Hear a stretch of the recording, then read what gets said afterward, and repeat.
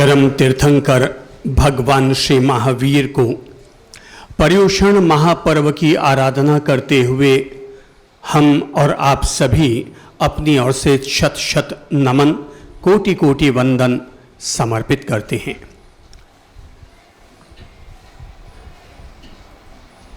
पर्युषण महापर्व पर हमारे लिए यही संकल्प होना चाहिए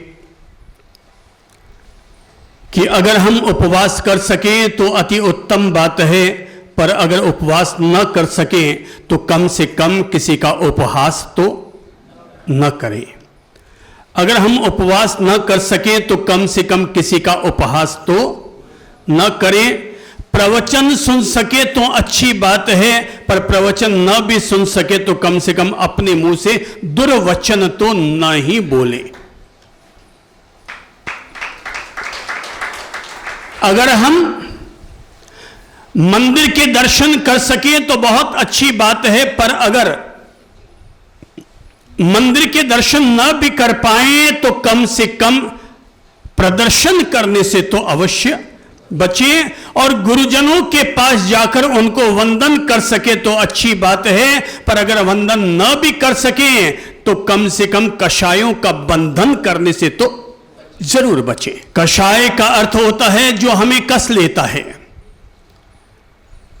मोटे तौर पर 4 कषाय कहलाते हैं, क्रोध, मान, माया, लोभ। पर इन सब से बढ़कर अगर केवल मोटे तौर पर 2 कषाय कहे जाएं तो मैं कहूंगा 2 मोटे कषाय हैं। पहला कषाय है काम और दूसरा कषाय है क्रोध। जिन पर भी ये कषाय हावी हो जाता है, ये चित्त का उद्वेग जिन पर भी हावी हो जाता है, वो आदमी अपनी ही धाराओं का गुलाम बन जाता है। इसीलिए जब कोई व्यक्ति संत जीवन ग्रहण करता है तो उसे सबसे पहले इन 2 कषायों को त्याग करने के लिए पहला संकल्प दिलाया जाता है, और पहला संकल्प है काम और दूसरा संकल्प है क्रोध। संत बनने में तो 2 घंटे लगते हैं, लेकिन अपने स्वभाव को संत बनाने के लिए शायद 2 साल भी कम पड़ जाते हैं। और स्वभाव तब हमारा सुमधुर होता है जब हम लोग हमारे क्रोध पर, उद्वेगों पर, आवेगों पर, उत्तेजनाओं पर अपना नियंत्रण कर लेते हैं, तब व्यक्ति का स्वभाव सुमधुर बनता है। बात बात में गुस्सा करने वाला व्यक्ति, बात बात में चिड़चिड़ा जाने वाला व्यक्ति, बात बात में उत्तेजित होने वाला व्यक्ति भगवान की दृष्टि में इंसान कम है और सांप ज्यादा है। 2 मोटे तौर पर कषाय, पहला है काम और दूसरा है क्रोध। कहते हैं कि कौवे को रात को नहीं दिखाई देता और उल्लू को दिन में नहीं दिखाई देता, लेकिन जिस आदमी पर काम भावना, काम भोग की अंधता जिस पर सवार हो चुकी है, उसी न दिन में दिखाई देता है और न रात में दिखाई देता है। जैसे कोई जानवर, नर और मादा, उन्हें अपना कोई विवेक नहीं रहता, वैसे ही जो व्यक्ति कामांध हो जाता है वो अपने इंसानी जीवन से गिर करके जानवर ही बन जाता है। धर्मशास्त्र में कहते हैं कि एक महामंत्री का पुत्र जिसका नाम था स्थूलीभद्र, गणिका के प्रेम में इस तरह से पागल हो गया था कि उसे अपने घर जाना भी याद नहीं रहता था, मम्मी पापा के पास जाना भी उसे सुध-बुध नहीं रहती थी, और वो जब देखो तब उस गणिका के दरबार में ही अपने होशो हवास खो करके पड़ा रहता था। वहीं पर पीता, वहीं पर खाता, वहीं उसके साथ अपने आमोद प्रमोद करता। और धर्मशास्त्र कहता है कि स्थूलीभद्र अपने इस मोहपाश में इतना उलझ गया था, इतना उलझ गया कि एक बार उसके पास में सूचना आई कि उसके महामंत्री पिता स्वर्गवास हो गया है, सो कंधा देने के लिए तुम्हें बुलाया गया है। तो मां ने ये सोचा था कि ये ऐसे तो आने वाला है नहीं, पर शायद अब ये अपने पिता की अर्थी को कंधा देने के लिए आ ही जाए। उसके पास संदेशा पहुंचता है, पर वो संदेशे पर तो गौर ही नहीं करता। क्यों? उसके ऊपर तो केवल एक ही चीज हावी है। अरे भाई, जैसे किसी लड़का और लड़की पर उसकी भोग वृत्ति या प्रेम भावना अगर हावी हो जाए तो क्या फिर उसे ये सुध-बुध रहती है कौन मेरी मम्मी है, कौन मेरे पापा है, कौन मेरे भाई है, मैं किस समाज का हूं, मेरा कौन सा कुल है? वो 6 महीने के प्रेम को अपने पर इतना हावी कर लेता है कि 25 साल का प्रेम मम्मी पापा की 25 साल की कुर्बानियां भी धरी की धरी रह जाती है, और केवल 6 महीने वाले प्रेम से वो इतना गिरवी हो जाता है उसके प्रेम में कि अब उसे केवल वही या तो याद आता है या फिर याद आती है। ये भाई, ये पागलपन है। इसी का नाम है बंधन, इसी का नाम है अनुबंध।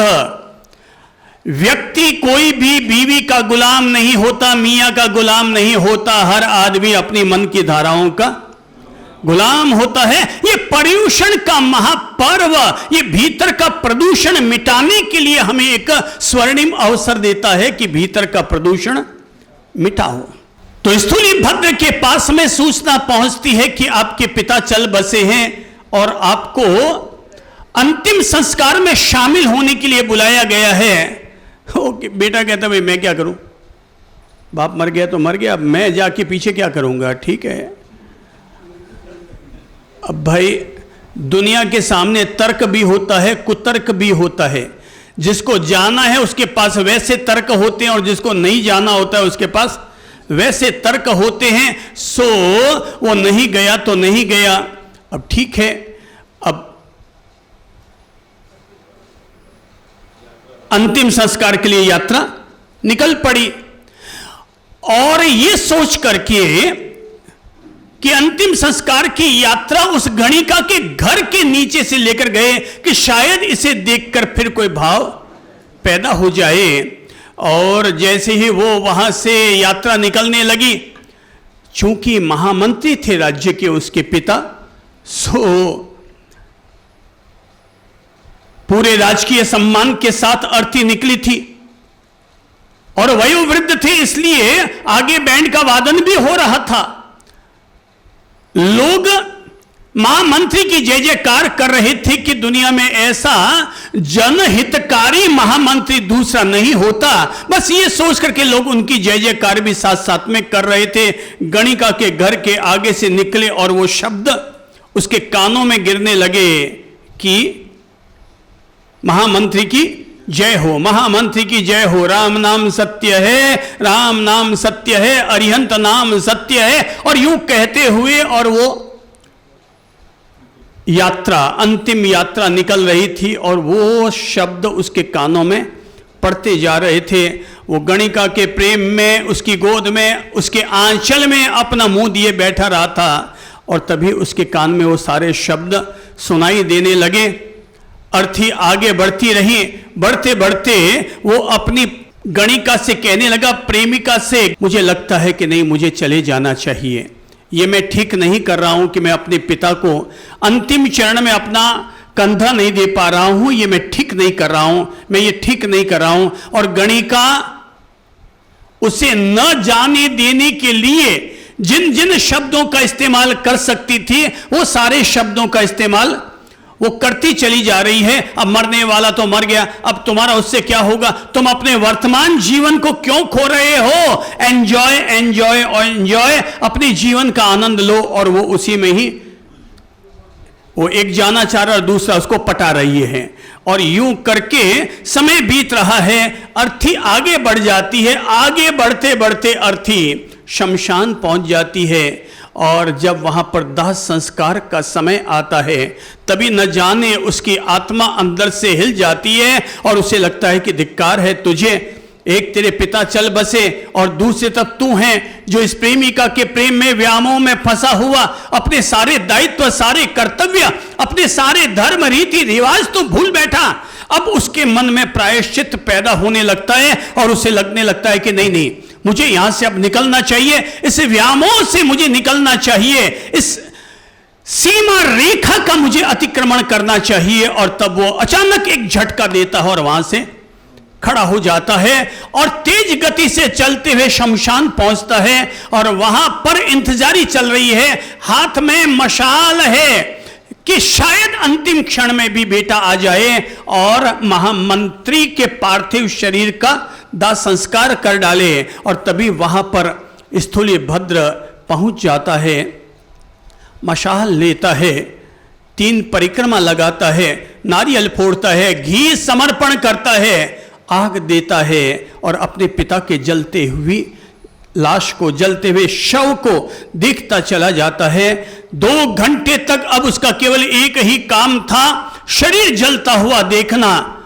जिसने भी किसी भी शरीर को जलते हुए 2 घंटे तक देख लिया, लाश को, शव को 2 घंटे जलते हुए देख लिया, उस आदमी में चाहे 2 क्षण के लिए सही पर मरघटिया वैराग भी क्यों ना आ जाए, पर वैराग्य तो उसके भीतर जरूर आएगा। पर जिसने सच्चे मन से सम्यक दृष्टि के साथ देख लिया, उसके तो राग भी कट जाएगा, सच्चा वैराग्य पैदा हो जाएगा। और वही काम स्थूलीभद्र के भीतर भी घटित हो गया। लगातार अपने पिता के शव को जलते हुए देख रहा था और यह देख रहा था कि जैसे शव जल रहा है वैसे मैं भी जल रहा हूं, मेरा भी पार्थिव शरीर इसी तरह से जल रहा है। आज पिता चल बसे, कल मैं चल बसूंगा और मेरा भी शरीर इसी तरह से जला दिया जाएगा। अब मन में प्रायश्चित पैदा होने लगा, प्रतिक्रमण करने लगा, उसके भीतर आत्मग्लानि भर उठी, वो निंदा और गर्हा अपनी चेतना की करने लगा और करते करते उसने तय कर लिया, अब मैं वापस लौटकर गणिका के यहां पर नहीं जाऊंगा, अब मुझे जीतना होगा, अब मुझे आत्मविजय पानी होगी। हो, हजारों हजार योद्धाओं को जीतना आसान है, पर अपने आप को जीतना सबसे बड़ी तपस्या है। दूसरे लोग आकर के हमें नियंत्रित करें, इससे तो अच्छा है एक स्वाभिमानी व्यक्ति खुद ही अपने आप को नियंत्रित करना सीख जाए। और उसने तय कर लिया कि अब मैं आत्मविजेता बनूंगा। अब तक मैं काम का पराजित बना हुआ था, अब मैं काम विजयी बनूंगा। जो व्यक्ति काम विजयी बन गया वो व्यक्ति निश्चित तौर पर मृत्युंजयी भी बन गया। मृत्यु को वही जीत सकता है जो काम को जीत सकता है। जो काम को नहीं जीत पाएगा वो राग को कैसे जीतेगा, और जो राग को नहीं जीत पाएगा वो वीतराग कैसे बनेगा। जो वीतराग नहीं बन पाया तो व्यक्ति मृत्युंजय कैसे बनेगा। इसलिए जिन्होंने काम को जीता, राग को जीता, वीतराग बने, वे लोग, उनका पार्थिव शरीर भले ही छूट गया हो पर हम आज भी उनका गौरव के साथ नाम लेते हैं और उनके महान जीवन से अपने लिए प्रेरणा ग्रहण करते हैं। जीतो किसको? अपने आप को। मैंने कहा था कि क्षमापना दुनिया से करने की जरूरत नहीं है, उन 10 लोगों से करो जिनके साथ 24 घंटे हम जिया करते हैं, जिनके साथ वास्तव में ही हमारी खटपट हो जाती है असली, तो उनके साथ क्षमापना करो। तो जीतना किसे होता है? दुनिया को नहीं। सिकंदर ने दुनिया को जीतने की कोशिश की मगर मौत से हार गया। महावीर जैसे तीर्थंकरों ने दुनिया को नहीं जीता, खुद को जीतने का प्रयास किया, और खुद को जिस दिन जीत लिया तो दुनिया को तो अपने आप ही विजय प्राप्त कर ही ली। जीतने जैसी कोई चीज है तो अपने आप को जीतो, कंट्रोल करने जैसी कोई चीज है तो। एक पिता ने अपनी जिंदगी में कम से कम 1000 दफा अपने बेटे को टोका होगा, पर बेटा किसी का नहीं सुधर पाया। पर किसी भी व्यक्ति ने अपने आप को जिंदगी में 100 बार भी नहीं टोका होगा कि बेटा ऐसा मत कर, सावधान, कंट्रोल कंट्रोल कंट्रोल। किसी भी व्यक्ति ने अपने आप पर कभी लगाम नहीं लगाई होगी। स्थूलीभद्र की चेतना जगी, वो काम विजयी बना। अब उसने अपने कदम गणिका की तरफ ले जाने की बजाय उसने अपने आप को आत्मकल्याण की तरफ समर्पित किया। श्री भगवान के पास पहुंचा, उनका पवित्र उपदेश सुनने के लिए अपने गुरु के पास गया, आचार्य के पास गया और कहा कि मैंने इस तरह के पाप किए हैं, इसका प्रायश्चित क्या होगा। प्रायश्चित समझा और कहा कि अब मैं गृहस्थ जीवन का त्याग करता हूं और अपने आत्म कल्याण के लिए स्वयं को समर्पित करता हूं। भाई, साधना भी तो उतनी ही करनी पड़ेगी ना जितना सघन हमने पाप किया है। साधना हमें उतनी ही ज्यादा करनी पड़ेगी जितने सघन हमने पाप किए हैं। गलत आचरण हमने जितना किया उतना ही सघन हमें उत्तम आचरण भी करना होगा। और वो संत बनता है और संत बनकर गुरु के सानिध्य में साधना करने लगता है। और जब चातुर्मास आता है, मजेदार बात अब असली सीखने जैसी है, प्रेरणा लेने जैसी है। अगर इस घटना से आप एक दो किरण भी, इस घटना के सूर्य से केवल एक दो किरण भी आपने ले ली तो समझ लेना आप उजाले की तरफ बढ़ गए हैं। खास तौर पर वे सब लोग जो भोगी आत्माएं बने हुए हैं, वे सब लोग जिनके भीतर हमेशा काम की धाराएं बहती रहती हैं, भोग की वृत्तियां जिनके भीतर उदय बनी रहती है, उन लोगों को अगर एक दो किरण भी इस घटना से मिल गई तो समझ लेना उनका मंगल हो गया। चातुर्मास स्थापना का समय आता है, तब वो स्थूली भद्र अपने गुरु से निवेदन करते हैं, भगवान वो भी और दूसरे मुनिजन भी, गुरु से आज्ञा ली जाती है ना। गुरु से बिना पूछे शिष्य केवल सांस तो ले सकता है, पर इसके अलावा उसे कुछ भी करना है तो बिना गुरु की अनुमति के वो व्यक्ति कोई भी काम नहीं कर सकता। समझ में आ रही है बात को? अंडरलाइन कीजिएगा। अगर कोई व्यक्ति अपने आप को यह मानता है कि मैं गुरु का शिष्य हूं, तो वो व्यक्ति क्या कर सकता है? सब बोल लो। वो केवल सांस तो बिना गुरु की अनुमति के ले सकता है, बिना गुरु की अनुमति के वो पलक तो झपका सकता है, पर इसके अलावा अगर उसे सुसु करने के लिए भी जाना है तो गुरु की अनुमति जरूरी है। क्यों भूल रहे हो? बचपन में जब आप स्कूल में पढ़ते थे और क्लास में बैठे बैठे अगर सुसु की शंका हो गई तो सीधे उठ के चले जाते थे या क्या करते थे? गुरु की अनुमति जरूरी थी। ये क्या है? ये अनुमति है। गुरु की अनुमति के बिना व्यक्ति पलक झपका सकता है, सांस ले सकता है, इसके अलावा तो उसे अपनी हर क्रिया करने के लिए गुरु से अनुमति लेनी पड़ती है। सो शिष्य इकट्ठे हुए और कहने लगे, भगवान हम अपना चातुर्मास करने के लिए आपसे आज्ञा चाहते हैं। बोले कहो वत्स, किसकी क्या इच्छा है? एक शिष्य कहते हैं, गुरुदेव मेरी इच्छा है कि मैं जहां पर सांप का बिल बना हुआ हो, मैं उस सांप की बाम्बी के किनारे जाकर के अपना चातुर्मास स्थापित करूं। पहले जो चातुर्मास होते थे ना, वो आज की तरह शहरों में नहीं होते थे। लोग गुफाओं में जाकर के चातुर्मास करते थे। पहले चातुर्मास समाज के लिए नहीं होता था, पहले चातुर्मास स्वयं की अंतर यात्रा के लिए हुआ करता था, अपनी आत्म साधना के लिए हुआ करता था। सो गुरु के सामने जाकर कहा कि भगवान मैं आपसे आदेश चाहता हूं। एक ने कहा मैं सांप की बाम्बी पर, बाम्बी यानी सांप के बिल पर जाकर के, वहां उसके किनारे जाकर के अपना चातुर्मास करूंगा। दूसरे ने कहा गुरुदेव मैं शेर की गुफा में जाकर के अपना चातुर्मास स्थापित करना चाहूंगा, तो जहां पर शेर रहता है मैं उसकी गुफा के अंदर जाकर के अपनी साधना कर सकूं, ताकि मैं निर्भय चेतना का मालिक बन सकूं। तीसरे ने कहा गुरुदेव मैं कुएं की मेड़ पर खड़ा होकर के अपने चातुर्मास के 4 महीने साधना करना चाहता हूं।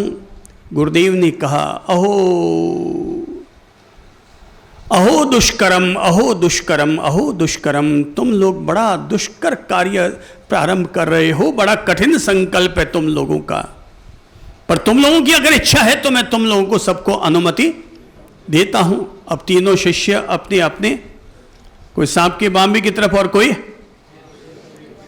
शेर की गुफा की तरफ और कोई कुएं की मेड़ की तरफ निकल पड़ा। अब पीछे बचा चौथा शिष्य स्थूली भद्र। गुरुदेव ने पूछा कि स्थूली भद्र तुम्हारी क्या इच्छा है, क्योंकि उस जमाने में गुरु लोग भी खुद भी अपनी साधना के लिए अलग से निकल पड़ते थे। तो स्थूली भद्र से पूछा, कहो स्थूली भद्र तुम्हारी क्या इच्छा है। वो खड़े होते हैं और कहते हैं, भगवान मेरे मन में जो भाव उठ रहे हैं, पर अगर आप वैसी अनुमति मुझे दे सके तो, हालांकि धर्म की मर्यादा में तो नहीं आता है ये, पर मैं देखना चाहता हूं कि स्थूली भद्र तो वास्तविक तौर पर उस काम राग से मुक्त हो गया है कि नहीं हो गया है। मैं इसकी कसौटी कसने के लिए मैं कोशा गणिका के यहाँ जाकर के अपनी पूर्व प्रेमिका के घर पर जाकर के मैं अपना चातुर्मास करना चाहता हूँ। गुरुदेव सुनते हैं, बोले क्या कह रहे हो स्थूली भद्र, क्या तुम ऐसा करने में सफल हो जाओगे। बोले गुरुदेव फिसला हुआ तो जिंदगी भर था ही, गिरा हुआ तो जिंदगी भर था ही, अपनी ओर से कोशिश तो कर ही सकता हूं, आप मुझ पर भरोसा कीजिए। और मैं उसके घर पर जाकर के चातुर्मास करता हूं, अपनी उस पूर्व प्रेमिका के घर पर। क्या लोगों की साधनाएं होती थी पहले, हैं वो किस किस तरह की कसौटियों से गुजर जाते थे। लोगों को जो पहले सिद्ध बुद्ध मुक्त चेतनाएं बनती थे ना, वो इन किसी कारणों की वजह से बनते थे। और गुरु खड़े होकर के उसका सम्मान करते हैं और कहते हैं, जाओ स्थूली भद्र और तुम विजयी होकर के लौटो। और वो अपनी पूर्व प्रेमिका, जिसकी आंचल में ही, जिसकी गोद में ही अपनी पूरी जिंदगी जिसने बिताई थी, जिसकी एक पायल की झंकार सुनते ही उसका मन अंदर से तरंगित हो जाया करता था, वो उसके घर की तरफ बढ़ता है और वहां जाकर कहता है, कोशा। जैसे स्थूली भद्र को कोशा देखती है गणिका, वो तो देख करके हतप्रभ रह जाती है। ओ मेरा माय डियर, मेरा पूर्व प्रेमी, मेरा स्थूली भद्र चला आया है। वो तो इतनी भाव विवल हो जाती है और स्थूली भद्र का बड़े राग भाव, अनुराग भाव के साथ स्वागत होता है घर में। अपने उस कोठे में उसे प्रवेश देती है, चारों तरफ फूल सजाती है, दीप जलाती है। और आज उसके लिए दीपावली का दिन है, क्योंकि आज उसका प्रेमी आया है।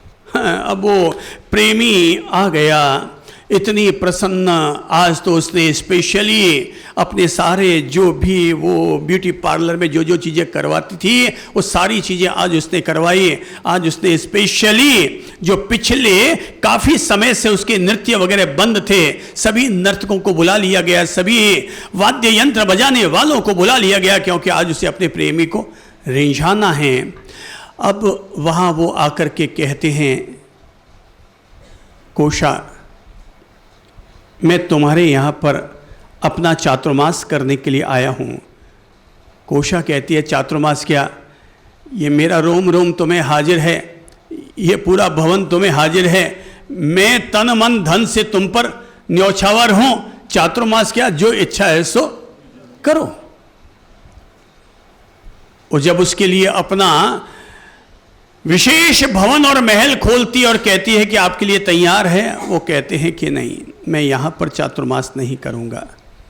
मैं तुम्हारे घर के एक कोने में बने हुए कर्मचारियों के लिए जो तुमने कमरा बना रखा है, उसमें से एक कमरे में मैं अपना चातुर्मास स्थापित करूँगा। वो बहुत रोती है, बोले आप ये क्या कह रहे हैं, वहाँ पर मैं चातुर्मास अपना वहीं पर करूँगा। अगर तुम चाहती हो कि मैं तुम्हारे यहाँ पर रहूँ, तो जैसा मैं कहता हूँ वैसा मुझे करने दो, और नहीं तो मैं लौट जाता हूँ।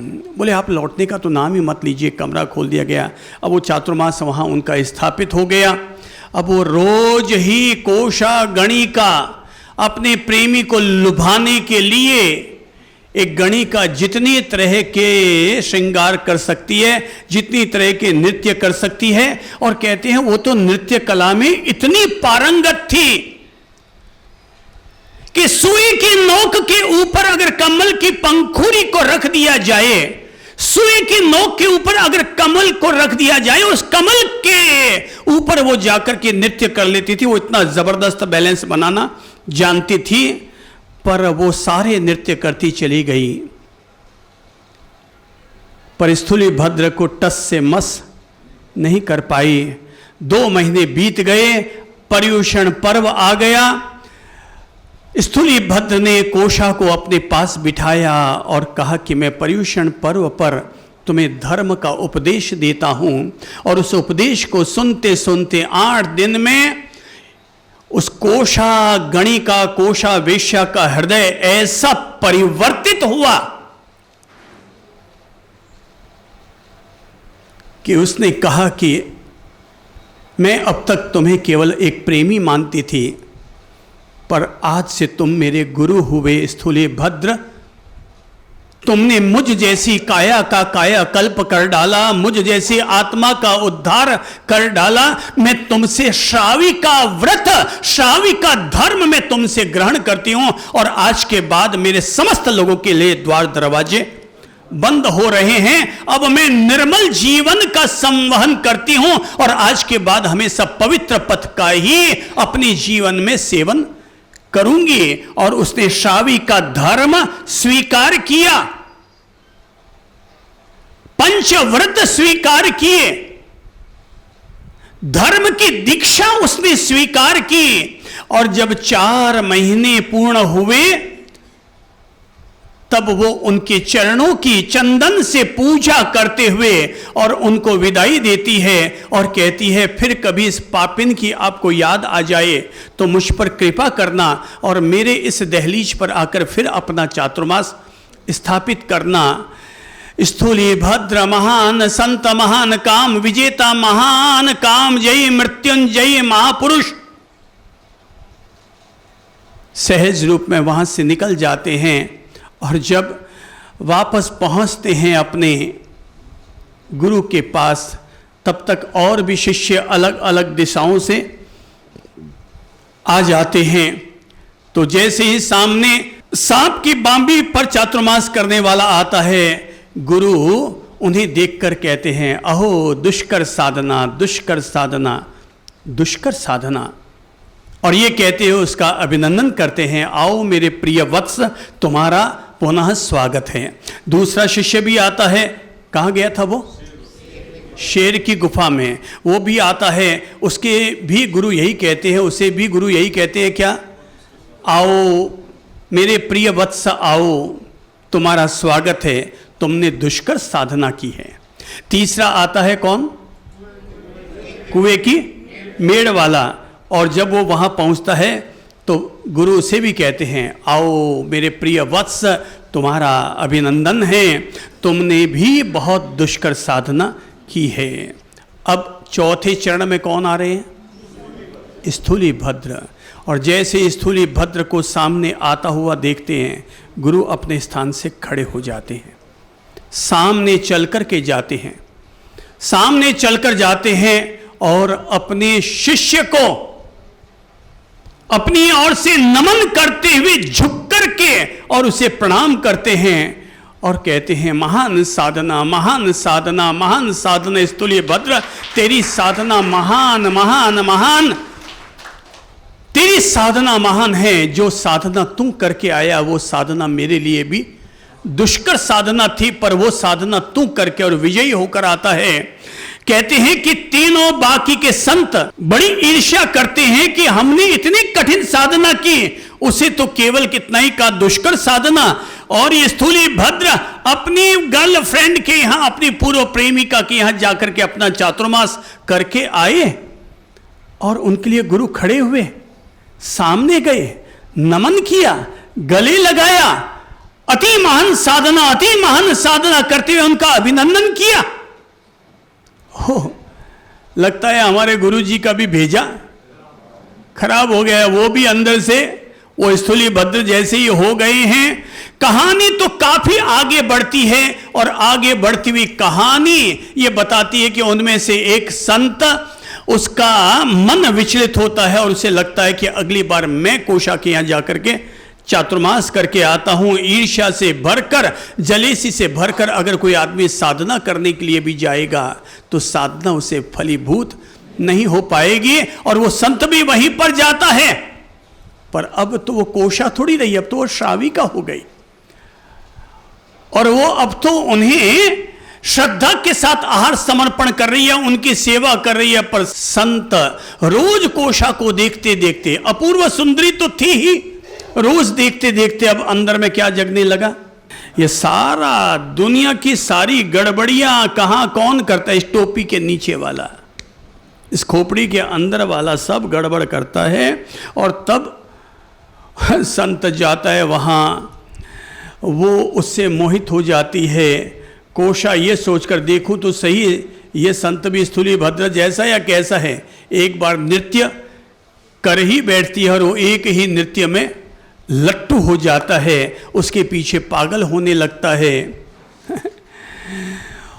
और जब अनुनय करने लगता है कि मैं तुम्हारा पति बनने को तैयार हूं, ये वो सब, तब वो कहती है कि मैं तो बिना लिए गणिका हूं, बिना लिए कुछ वापस देती नहीं हूं, तुम्हारे पास देने के लिए क्या है? बोले मेरे पास तो देने के लिए कुछ नहीं है। बोले क्या करूं? बोले एक काम करो, गणिका ने, श्राविका ने सोचा, कोशा ने, कि मुझे इस संत को भी अब सही मार्ग पर लाना होगा, ये पथ भ्रष्ट हो रहा है। तो उसने उससे कहा कि तुम तो एक काम करो, नेपाल जाओ, नेपाल का राजा रोजाना सबको रत्न कंबल देता है, तुम वहां से अगर रत्न कंबल लेकर के आ जाओ तो मैं तो गणिका हूं, बिना लिए कुछ देती नहीं हूं।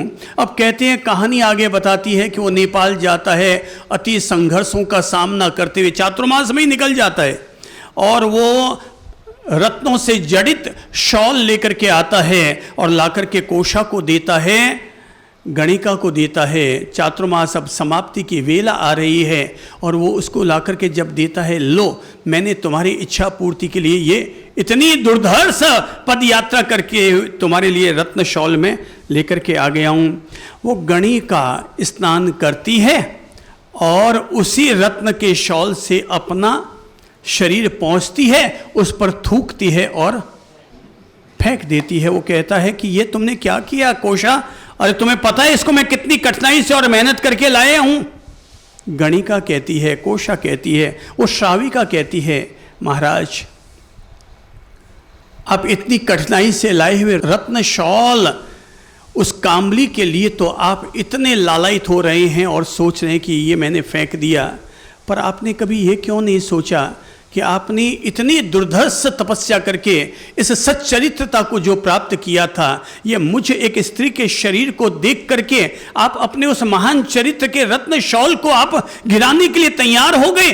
अरे मैंने तो फेंका, वो तो केवल निर्जीव चीज थी, और आप जिस चीज को फेंकने जा रहे हैं ये तो जन्म जन्म के सौभाग्य से ही प्राप्त हो पाता है, और ये महान चरित्र, ये महान संयम जीवन आपको मिल गया है। मैं तो यहां बैठी बैठी रोज स्थूलीभद्र की पूजा करती हूं और ये भावना भाती हूं कि कभी मेरे जीवन में भी ऐसा साध्वी जीवन उदय में आए जैसा स्थूलीभद्र के जीवन में संत जीवन उदय में आया। एक मैं वहां तक पहुंचने की बात सोच रही हूं और एक आप हैं जो वहां तक पहुंचे हैं मगर अपने आप को गिराने के लिए तैयार हो गए हैं। संत समझ जाता है कि कोशा ने उसको क्या समझाना चाहा है। वो लौटकर जब वापस चातुर्मास पूरा करके अपने गुरु के पास पहुंचता है, उसकी गर्दन नीचे होती है, आंखें शर्म से भरी रहती है, आंखों में आंसू होते हैं, और जब वो वहाँ पहुँचता है तो गुरु के चरणों में बाद में झुकता है, स्थूलीभद्र के चरणों में गिरकर फूट फूट कर रो पड़ता है। वाकई मेरे गुरु ने तुम्हारा जो सम्मान किया था तुम उसी के काबिल हो महान स्थूलीभद्र। एक मैं था जो वहाँ जाकर गिर गया, एक तुम थे जो वहाँ जाकर भी कमल की पंखुड़ियों की तरह निर्लिप्त के निर्लिप्त बने रहे। तुम जीत गए, मैं हार गया। महान पर्युषण पर्व हमें जीतने की प्रेरणा देता है। जीत सको तो जीतो, जीत सको तो जीतो। हम सब हारे हुए लोग हैं। क्या है? हम सब लोग हारे हुए लोग हैं। कोई काम से हारा है, कोई क्रोध से हारा है, कोई मोह से हारा है, कोई वासना विकारों से हारा हुआ है। अगर आपके भीतर ऐसे महान पुरुषों से अगर प्रेरणा जग रही है तो भाई साहब, भोग का पथ मरोगे नहीं तब तक भी खुला रहेगा, और योग का पथ जियोगे तब तक भी आपके लिए खुला रहेगा। ये जिनको दिव्य पथ की तरफ बढ़ना है वो दिव्य पथ की तरफ बढ़े। भाई, जो सीढ़ियाँ, कई लोग इनको चढ़ने के लिए उपयोग करते हैं और कई लोग इनको उतरने के लिए उपयोग करते हैं। सीढ़ियाँ तो सीढ़ियाँ हैं, कुछ लोग चढ़ने के लिए उपयोग कर लेते हैं और कुछ लोग उतरने के लिए उपयोग कर लेते हैं। पहाड़ की ढलान है, कुछ चढ़ने के लिए, शिखर तक पहुंचने के लिए उपयोग करते हैं और कुछ लोग फिसलने के लिए इनका उपयोग करते हैं। ये तो भाई जिनकी चेतना जग गई वो कोई स्थूली भद्र बन गए। और तभी कहते हैं मंगलम भगवान वीरो, मंगलम गौतम प्रभो, मंगलम स्थूली भद्राद्य जिन धर्मोस्तु मंगलम। ये धर्म सबका मंगल करने वाला है। जिस धर्म में महावीर जैसे महान संयमी, महान अहिंसा के अवतार लोग पैदा हुए, वो जन जन का मंगल करते हैं। गौतम गणधर जिन्होंने लाखों लाख लोगों का दिल बदल करके और उनको अहिंसा का पथ दिया था, वो गौतम प्रभु सबका मंगल करने वाले हैं। और वो स्थूली भद्र जिन्होंने काम पर विजय प्राप्त की थी, वो स्थूली भद्र सबका मंगल करने वाले हैं। अब तक आचार्य तो हजारों हुए होंगे, पर जिन शासन में महामंगल के रूप में पहला अगर किसी आचार्य का नाम लिया जाता है तो स्थूली भद्र है। क्योंकि जिनका नाम लेने से व्यक्ति अपने आप को जीतने में सफल होता है, खुद को जैन बनाने में सफल होता है। जैन कौन? जो अपने आप को जीतने के लिए लगा हुआ है, जो अपने राग द्वेष पर विजय पाने का प्रयत्न कर रहा है, वो आदमी जैन। जैन कोई संप्रदाय नहीं है, जैन कोई परंपरा नहीं है, जैन कोई कुल या वंश नहीं है कि कोई व्यक्ति, उनके बाप दादे जैन थे और आप भी वहां पर पैदा हो गए जैन के रूप में और आपने भी अपने आप को कहना शुरू कर दिया जैन कोई वंश नहीं है। समझ लेना, क्या नहीं है? जैन कोई वंश नहीं है, कोई कुल नहीं है। ये एक बहुत बड़ा उत्तरदायित्व है। आप अपने आप को बोथरा कहो, बाठिया कहो, कोठारी कहो, बंसाली कहो, जो इच्छा है सो कहो, ओसवाल कहो, कोई दिक्कत नहीं। पर अगर आपने जैन कह दिया खुद को, इसका मतलब समझते हैं? जैन कह दिया इसका मतलब अगले के दिल में भी आपके प्रति आदर भाव जग गया, क्योंकि ये एक सभ्य पथ को जीने वाला इंसान है। मत कहो अपने आप को हिंदू, गुप्ता कह दो, वर्मा कह दो, माथुर कह दो, पर हिंदू कह रहे हो तो इसका मतलब एक बहुत बड़ी जवाबदारी आप पर आ गई है। सब में हिंदू, हिंदू कहने का मतलब मैं अपने नाम के साथ अब हिंदू जोड़ करके अब ये पहचान दे रहा हूं कि हिंदू धर्म ने जो शिक्षाएं मुझे दे रखी है मैं उनको जीने वाला व्यक्ति हूं। जैन ने जो शिक्षाएं दे रखी है महावीर ने, मैं उनको जीने वाला व्यक्ति हूं। और अगर मैं वैसा कुछ जीता नहीं हूं तो जरा मुझे आप बताओ, मैं संत जीवन में हूं, पर अगर मैं संत जीवन को नहीं जीता हूं तो क्या आप मुझे संत कहना पसंद करेंगे? नहीं करेंगे। तो जैसे आपने झट से कह दिया कि अगर मैं संत जीवन को नहीं जीता हूं तो आप मुझे संत कहना पसंद नहीं करेंगे, तो मुझे ये कहने की अब अनुमति दीजिए कि आप अगर जैन की नैतिक शिक्षाओं को अगर अपने जीवन में नहीं जोड़ते हैं तो आपको भी जैन कहलाने का कोई अधिकार नहीं होता है। जिसके जीवन में सदाचार और सद्विचार है, अहिंसा जिसका अलंकार है, जियो और जीने दो जिसका श्रृंगार है, प्राणी मात्र से जिसे प्यार है। प्राणी मात्र से जिसे प्यार है, जिसके जीवन में विनय है, विवेक है, जो एक है, जो नेक है, जो अन्याय का नहीं बल्कि न्याय का पोषक है, जो एकांत का नहीं बल्कि अनेकांत का समर्थक है, जो आतंक का नहीं बल्कि भाईचारे का पैगाम अपने जीवन में जीता है, जो जानता है कि मुक्ति के पंथ अनेक हैं मगर फिर भी हम सब एक हैं, जो महावीर का फैन है, सच तो यह है कि वही जैन हैं। जो महावीर का फैन है, सच तो यह है कि वही जैन हैं, जैन हैं, जैन हैं। फिर कहूँगा, जैन संप्रदाय नहीं है, वंश नहीं है, क्या है?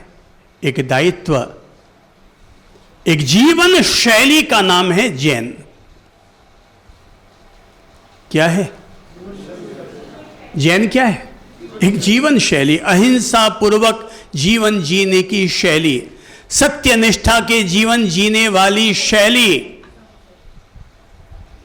जियो और जीने दो की भावना के साथ जिए जाने वाली जीवन शैली, जहां पर अहिंसक, व्यसन मुक्त और स्वस्थ जीवन व्यक्ति जीता है, उसका नाम होता है जैन। जिसके जीवन में चैन है वही आदमी जैन है। और जो आदमी हाय हाय हाय हाय कर रहा है, और पाऊं और खाऊं, बैठे जाऊं, इन्ने पाऊं, ओ करूं वो करूं, तो वो जैन नहीं है, उसके भीतर में केवल कैन है।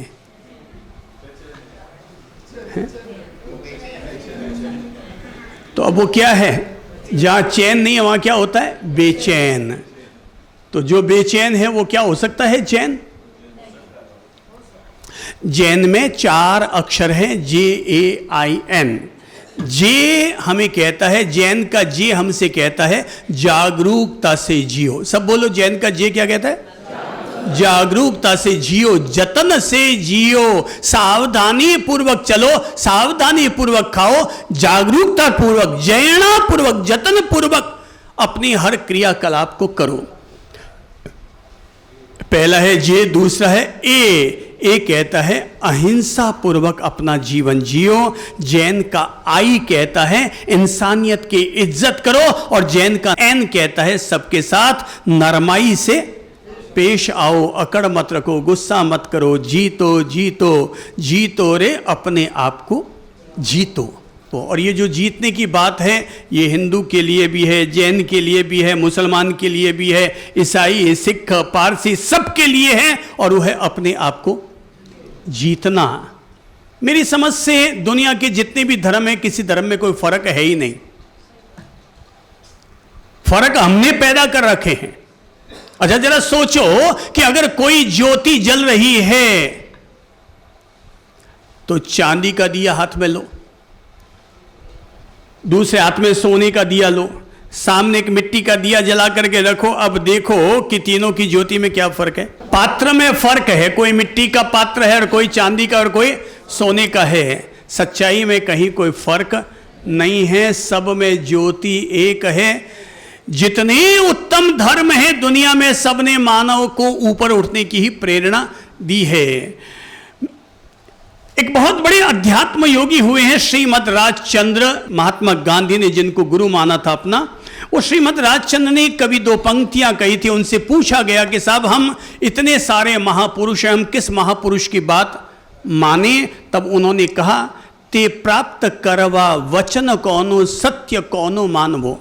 मतलब इस टाइप के वचन हैं, ते प्राप्त करवा। उस मोक्ष को प्राप्त करने के लिए हम कौन से वचन को माने? ते प्राप्त करवा वचन कौनो मानवो, हमको किस व्यक्ति का वचन मानना चाहिए? तब वो कहते हैं, निर्दोष नरनु कथन मानो तेह जैने अनुभवियों। उस व्यक्ति का कथन मानो जो निर्दोष है, जो राग द्वेष से रहित हो चुका है, जो आत्म विजय प्राप्त कर चुका है और जिन्होंने उस सत्य का स्वयं अनुभव किया है, उस व्यक्ति के वचन को मानो, उसका प्रवचन मानो और उसके अनुसार अपने जीवन का अनुसरण करो। किसको मानो? नंबर 1, जो निर्दोष है। दूसरा, जिसने उस सत्य को अनुभव किया है। खुद ने जिसको जाना है, उस सत्य को जिसने जाना, उसकी बात समझो, उसके वचन का अनुसरण करो, उसका सम्मान करो। ये पर्युषण का महापर्व, इस महापर्व पर्युषण में हम आज से दिव्य धर्म ग्रंथ में प्रवेश कर रहे हैं और वो दिव्य धर्म ग्रंथ है महान शास्त्र कल्प सूत्र।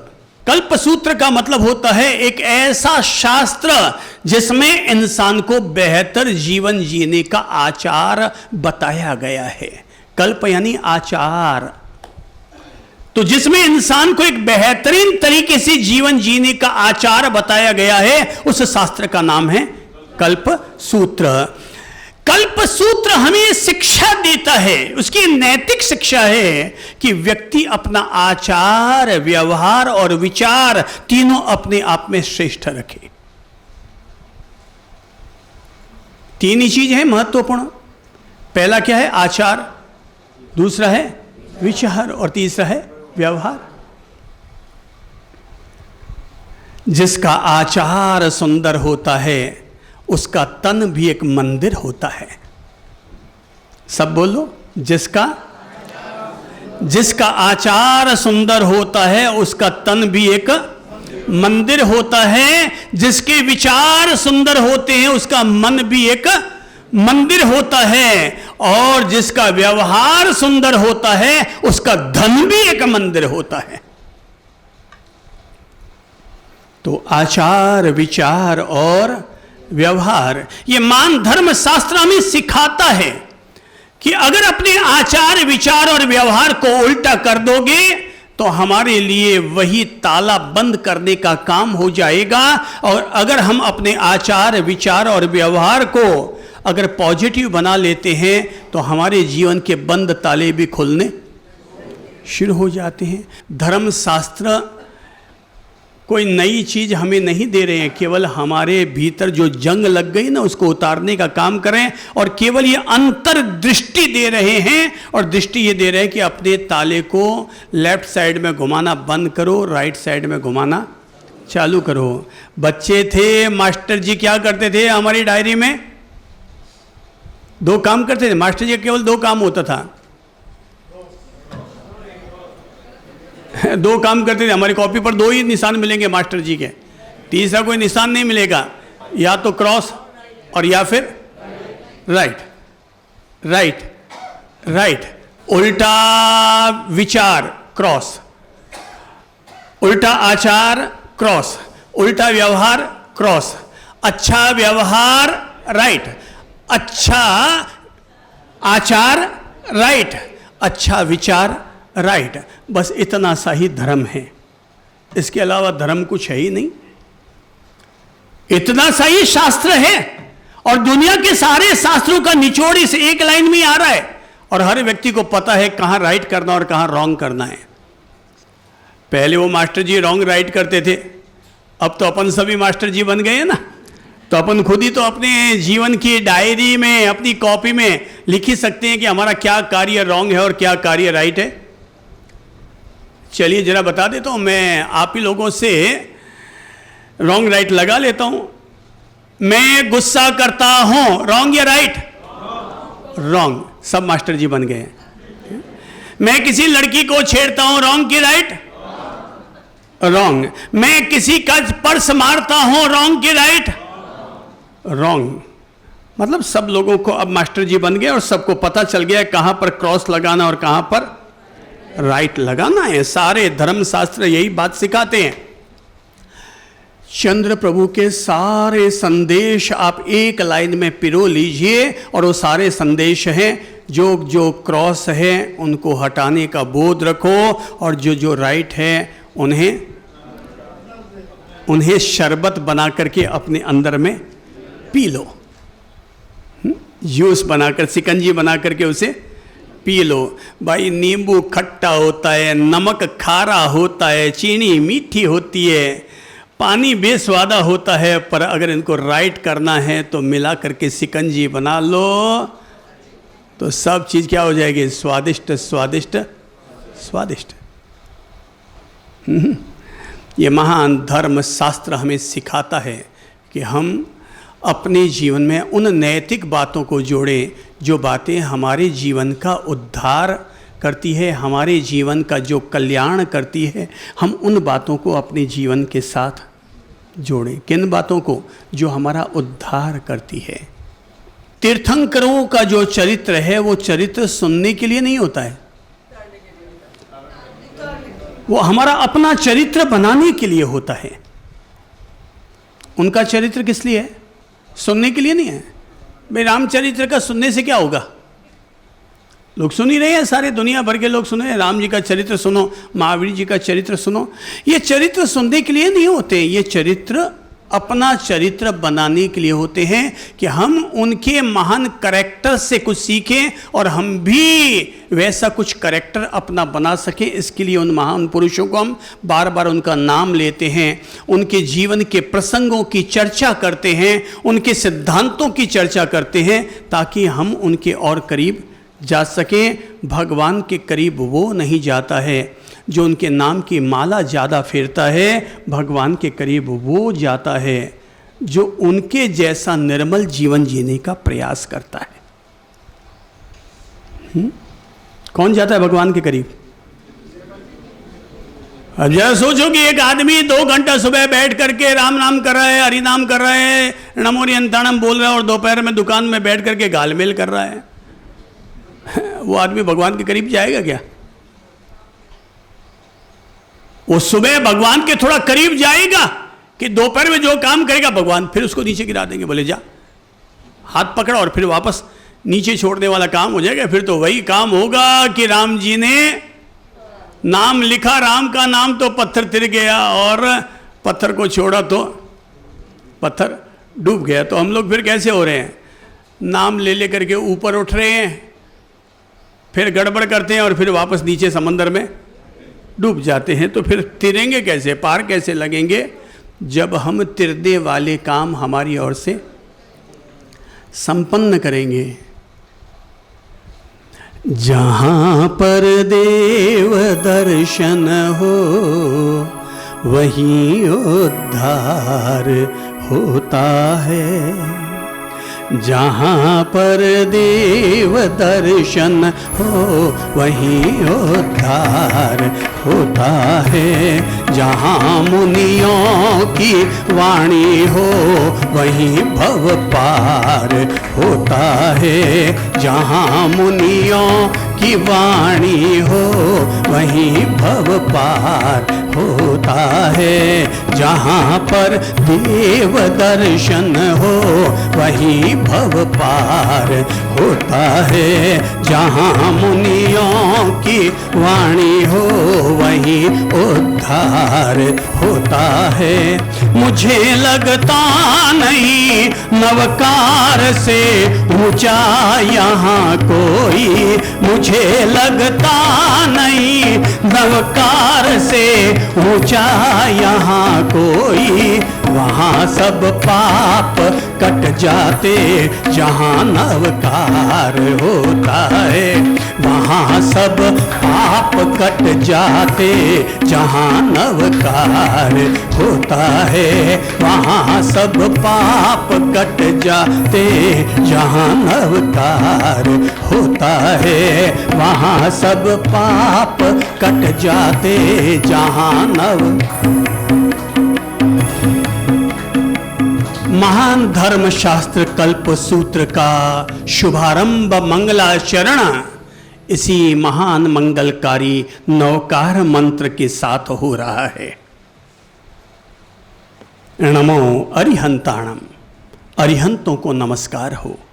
नमो सिद्धाणम, सिद्धों को नमस्कार हो। नमो आयर्याणम, आचार्यों को नमस्कार हो।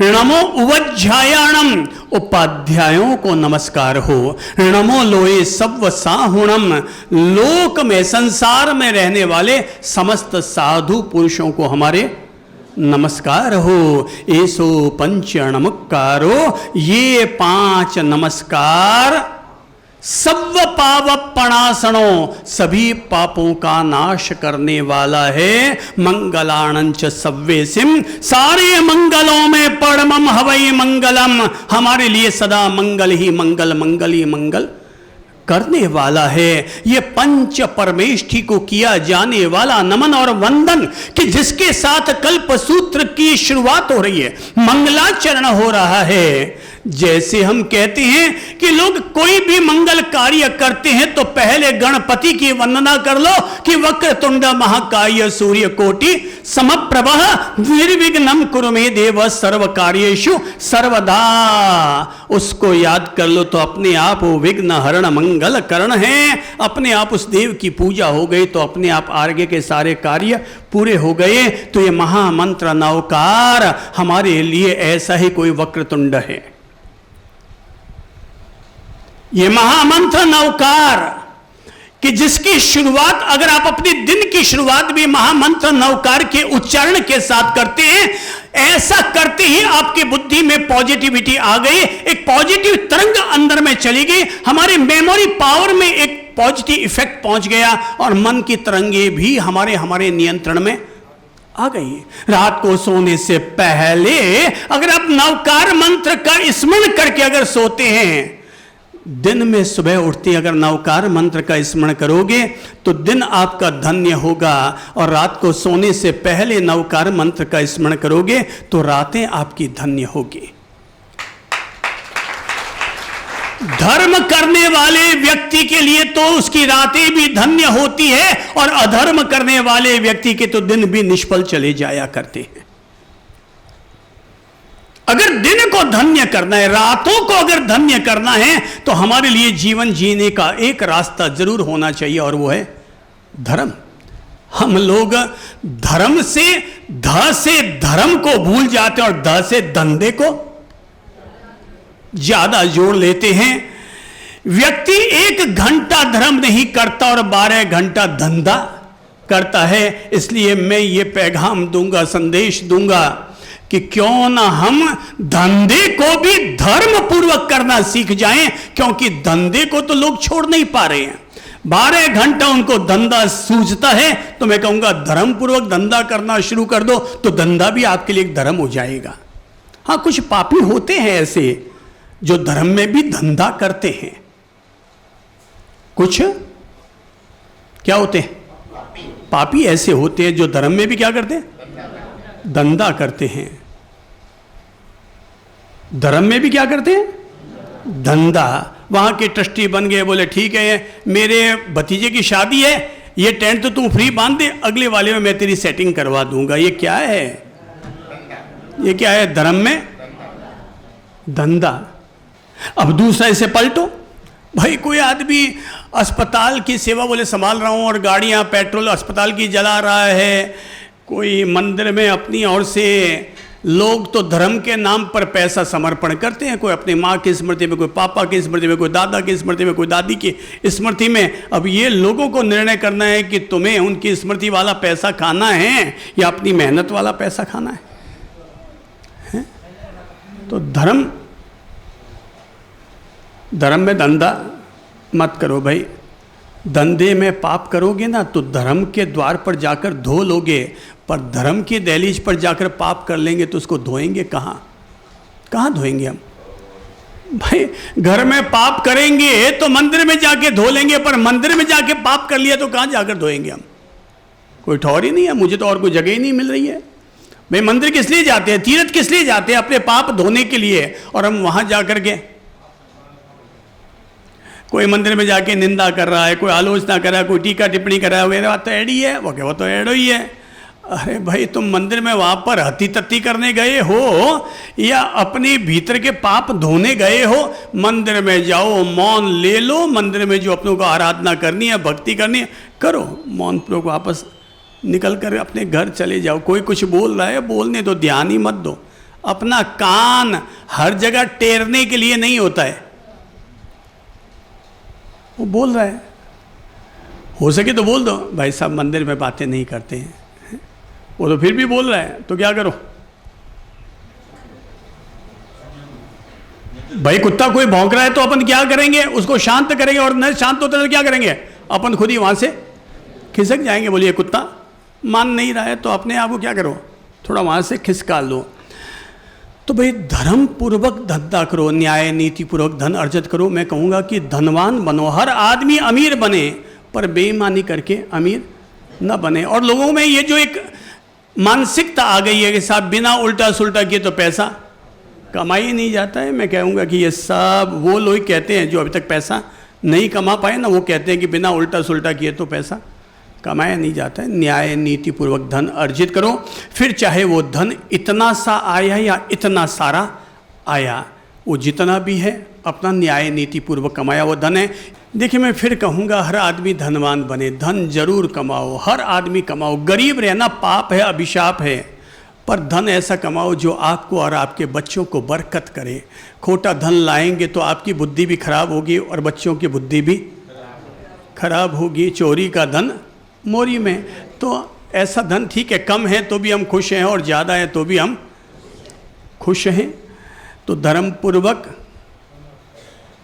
धन कमाओ। यहाँ मैं ये कहना चाहूँगा, ये महामंत्र जो नवकार है, इसके साथ अगर हम अपने दिन की शुरुआत कर रहे हैं तो ये धर्म पूर्वक होने वाली शुरुआत हुई। तो बस अब मैं सार रूप में केवल इतना सा ही कहूँगा कि हम अपने हर दिन की शुरुआत धर्म पूर्वक करें। यहाँ पर्युषण का महापर्व हम मना ही रहे हैं, और पर्युषण पर्व की आराधना करते हुए हम लोग अपने आप में ये विवेक रखेंगे, हम क्रोध न करें, मौन रखें, किसी भी तरह का छल प्रपंच न हो, हमारे द्वारा कोई उल्टा पुल्टा काम न हो जाए। कम से कम 8 दिन के लिए तो हम अनिवार्य रूप से शील धर्म का पालन करें ही करें। कल्प सूत्र फिर कहूँगा, ये हमारे आचरण को श्रेष्ठ बनाने वाला ये धर्म शास्त्र है। अब हम इसमें विस्तार पूर्वक अब प्रवेश करेंगे, और वो हम कल से इस पवित्र धर्म शास्त्र में अब आगे बढ़ेंगे, और एक एक गहराई को ये किस तरह से हमारे आचार को, मुनिजनों के आचार को श्रेष्ठ बना सकता है। उस जमाने में जब ये धर्मशास्त्र बना होगा तब की व्यवस्थाएं कैसी थी, आज की व्यवस्थाएं कैसी है, और उन व्यवस्थाओं को हम अपने वर्तमान के साथ कैसे जोड़ सकते हैं। और वो महान तीर्थंकर कि जिनका महान चरित्र ने उनको केवल ज्ञान और परम ज्ञान तक की स्थिति दी थी, वो ज्ञान की तरफ, उस उजाले की तरफ हम कैसे बढ़ सकते हैं। हम आने वाले कल को अब इसके बारे में अब आनंद पूर्वक पर्युषण में हम कल्प सूत्र में हम प्रवेश करेंगे। आज के लिए प्रेम पूर्वक इतना ही अनुरोध है। श्री प्रभु।